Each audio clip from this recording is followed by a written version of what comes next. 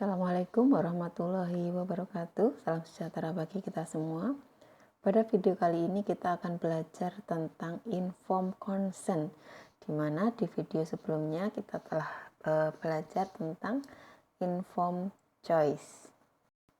Perkembangan informed consent di Indonesia tidak lepas dari perkembangan masalah serupa di negara lain, yang pada intinya menyatakan bahwa pasien mempunyai hak menerima dan menolak pengobatan dan hak menerima informasi dari dokternya sebelum memberikan persetujuan atas tindakan medis. Sebelum kita belajar lebih lanjut tentang informed consent, kita harus tahu dulu apa sih pengertian dari informed consent itu. Secara etimologis, informed consent berasal dari kata inform dan consent, di mana inform itu artinya adalah sudah memberikan informasi dan consent artinya persetujuan atau izin. Jadi secara umum informed consent artinya persetujuan dari pasien atau keluarganya terhadap tindakan medik yang akan dilakukan terhadap dirinya atau keluarganya setelah mendapat penjelasan yang adekuat atau penjelasan yang lengkap dari dokter atau tenaga medis. Jadi di sini informed consent itu bukan sekedar formulir persetujuan yang didapat dari pasien, akan tetapi merupakan suatu proses komunikasi. Sedangkan formulir itu hanya merupakan pengukuhan atau pendokumentasian dari apa yang telah disepakati antara pasien dengan dokter atau tenaga medis. Di Indonesia, informed consent diatur antara lain pada Peraturan Pemerintah Nomor 18 Tahun 1981, yaitu isinya tentang disebutkan bahwa manusia dewasa, sehat jasmani dan rohani berhak sepenuhnya menentukan apa yang hendak dilakukan terhadap tubuhnya. Kemudian yang kedua, semua tindakan medis memerlukan informed consent secara lisan maupun tertulis. Yang ketiga, setiap tindakan medis yang mempunyai resiko cukup besar mengharuskan adanya persetujuan tertulis yang ditandatangani pasien, di mana sebelumnya pasien sudah memperoleh informasi yang lengkap atau telah memperoleh informed choice, di mana seperti yang kita tahu bahwa dalam memberikan informed choice perlu diberikan informasi tentang tindakan medis alternatifnya apa saja beserta manfaat serta resikonya. Yang nomor 4, untuk tindakan yang tidak sesuai dalam butir 3 hanya dibutuhkan persetujuan lisan atau sikap diam. Yang kelima, informasi tentang tindakan medis harus diberikan kepada pasien, baik itu diminta maupun tidak diminta oleh pasien. Dalam hal ini bahwa menahan informasi itu tidak boleh kecuali bila dokter atau bidan menilai bahwa informasi tersebut dapat merugikan kepentingan kesehatan pasien. Dalam hal ini, dokter dapat memberikan informasi tersebut kepada keluarga terdekat dari pasien. Dalam memberi informasi kepada keluarga dekat dengan pasien, di sini kehadiran seorang paramedis lain sebagai saksi diperlukan guna sebagai saksi pertanggungjawaban. Yang keenam, isi informasi mencakup keuntungan dan kerugian dari tindakan medis yang direncanakan. Berikutnya bentuk informed consent.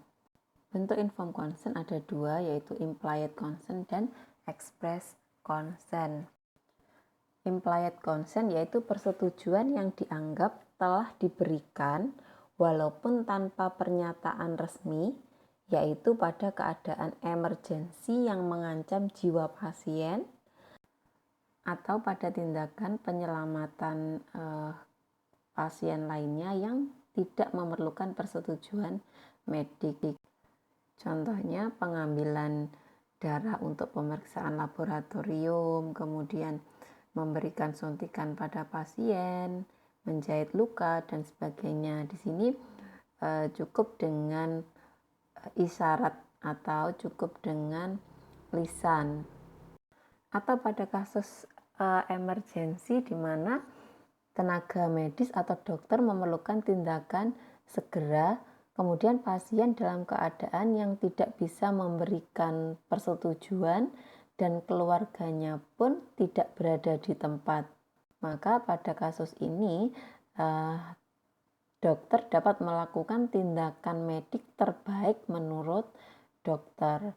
Seperti misalnya pada kasus pasien yang mengalami sesak nafas atau pasien dengan gagal jantung. Sedangkan bentuk yang kedua yaitu express consent, yaitu persetujuan tindakan medik yang diberikan secara eksplisit baik secara lisan maupun tertulis. Dalam keadaan ini sebaiknya kepada pasien disampaikan terlebih dahulu tindakan apa yang akan dilakukan supaya tidak sampai terjadi miskomunikasi atau salah pengertian. Setelah kita tahu pengertian dan bentuk dari informed consent, kita juga harus tahu fungsi dari informed consent ini sebenarnya untuk apa. Ada banyak sekali fungsi dari informed consent, diantaranya sebagai penghormatan terhadap harkat dan martabat pasien. Dalam hal ini pasien selaku manusia. Fungsi yang kedua yaitu sebagai promosi terhadap hak untuk menentukan nasibnya sendiri. Kemudian membantu kelancaran tindakan medis sehingga ini diharapkan dapat mempercepat proses pemulihan. Yang keempat, dapat mendorong tenaga kesehatan agar melakukan kehati-hatian dalam menangani pasien. Sehingga dengan kehati-hatiannya ini dapat mengurangi efek samping pelayanan yang diberikan. Fungsi informed consent berikutnya yaitu menghindari pembohongan atau penipuan oleh tenaga kesehatan, kemudian mendorong diambil keputusan yang lebih rasional, kemudian mendorong keterlibatan publik dalam masalah kesehatan, dan juga sebagai suatu proses edukasi kepada masyarakat dalam bidang kesehatan. Ya, tentunya dengan adanya informed consent ini diharapkan dapat meningkatkan mutu pelayanan kesehatan. Itu tadi beberapa fungsi dari informed consent. Sekarang tujuan dari informed consent sendiri itu apa? Jadi secara umum tujuan dari informed consent tentunya melindungi pasien dan tenaga kesehatan. Dalam hal ini perlindungan secara hukum. Jadi memberikan perlindungan hukum kepada pasien sebagai pengguna jasa medis dari segala tindakan tenaga medis yang dilakukan tanpa sepengetahuan pasien dan melindungi pasien dari malpraktek yang disebabkan karena adanya kesalahan yang dilakukan oleh tenaga medis dalam tindakan medis yang mengakibatkan kerugian kepada pasien. Tujuan yang kedua yaitu memberikan perlindungan hukum kepada tenaga medis atau tenaga kesehatan yang telah menjalankan tugasnya atau menjalankan tindakan medis sesuai dengan standar pelayanan kesehatan bila terjadi suatu kegagalan medis. Hal tersebut dikarenakan pada setiap tindakan medis itu selalu melekat suatu resiko. Tidak mungkin seorang tenaga medis menjamin upaya medis yang dilakukannya itu memberikan hasil 100% selalu sesuai dengan keinginan pasien atau keluarganya. Tenaga medis atau tenaga kesehatan di sini hanya dapat memberikan upaya maksimal untuk kesembuhan pasien. Berikutnya unsur informed consent. Suatu informed consent itu baru sah diberikan oleh pasien jika memenuhi minimal 3 unsur. 3 unsur itu yaitu: 1. Perlu adanya keterbukaan informasi yang cukup diberikan oleh bidan. Kemudian yang kedua, kompetensi pasien dalam memberikan persetujuan. Dan yang ketiga, ada unsur kesukarelaan atau tanpa paksaan atau tanpa tekanan dalam memberikan persetujuan tersebut. Berikutnya kita belajar dimensi informed consent. Dimensi informed consent itu ada 2, yaitu dimensi hukum dan dimensi etik. Informed consent dilihat dari dimensi hukum, ini merupakan bentuk perlindungan baik untuk pasien maupun bidan yang berperilaku memaksakan kehendak, di mana dalam dimensi hukum ini memuat keterbukaan informasi antara bidan dengan pasien. Kemudian informasi yang diberikan itu harus dimengerti pasien dan memberi kesempatan pasien untuk memperoleh yang terbaik.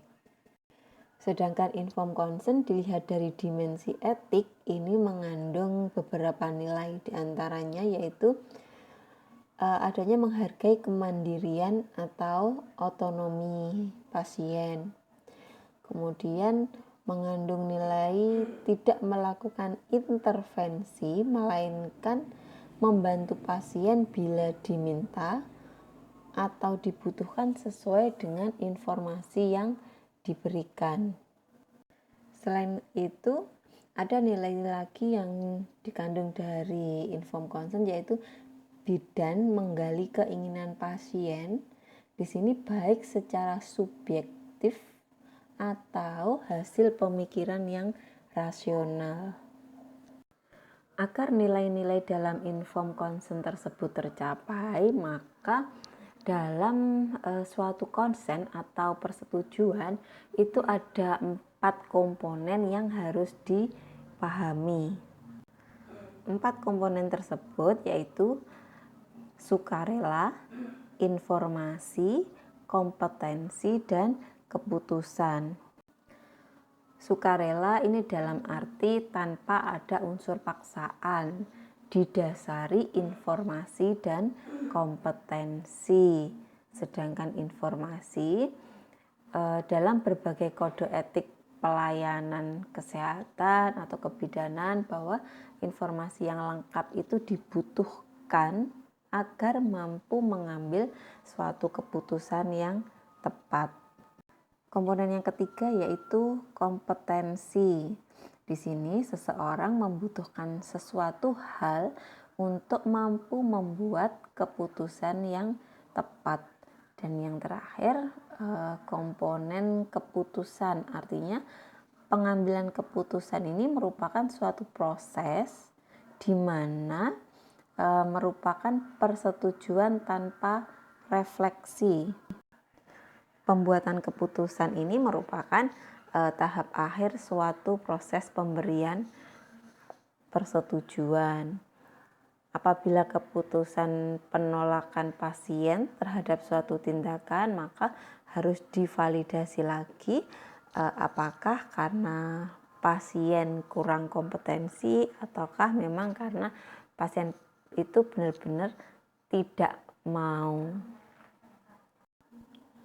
Formulir informed consent merupakan suatu perjanjian pelaksanaan tindakan medis antara tenaga kesehatan dengan pasien atau keluarga yang dapat dijadikan sebagai alat bukti yang sah apabila terjadi perselisihan di antara dua pihak, yaitu pihak rumah sakit dan pihak pasien atau keluarganya.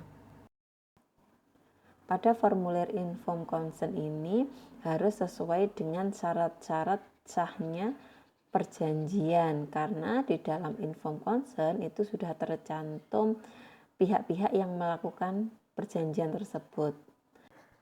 Isi informed consent meliputi 1.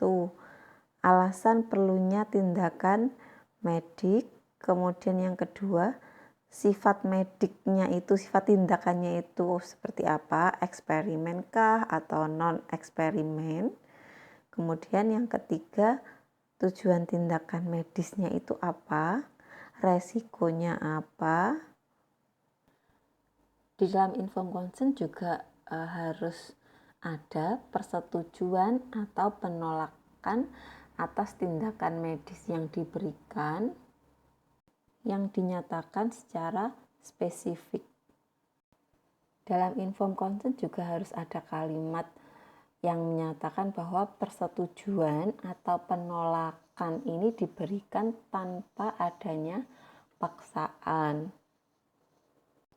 Kemudian juga harus muncul bahwa persetujuan atau penolakan medis diberikan oleh seseorang yang sehat mental dan memang berhak memberikan dari segi hukum. Juga harus ada pernyataan di mana keputusan ini setelah cukup diberikan informasi dan penjelasan yang diperlukan. Informasinya itu meliputi apa saja, diantaranya informasi tentang tujuan dan prospek keberhasilan tindakan medis tersebut. Kemudian tata cara tindakan medis tersebut seperti apa, resikonya, komplikasi yang mungkin terjadi, kemudian alternatif tindakan medis yang lain, kemudian prognosis penyakit bila tindakan ini dilakukan, dan diagnosinya apa. Nah, itu tadi penjelasan singkat tentang informed consent, di mana di video sebelumnya kita telah belajar tentang informed choice. Setelah mempelajari keduanya, maka tugasnya hari ini yaitu silahkan mencoba mencari apa perbedaan dari informed consent dan informed choice. Dan tugas selanjutnya, setelah kalian tahu isi dari informed consent seperti yang sudah saya jelaskan di depan, silahkan kalian mencari contoh form informed consent atau format informed consent yang isinya sesuai dengan apa yang telah kalian pelajari. Baik, demikian video singkat ini.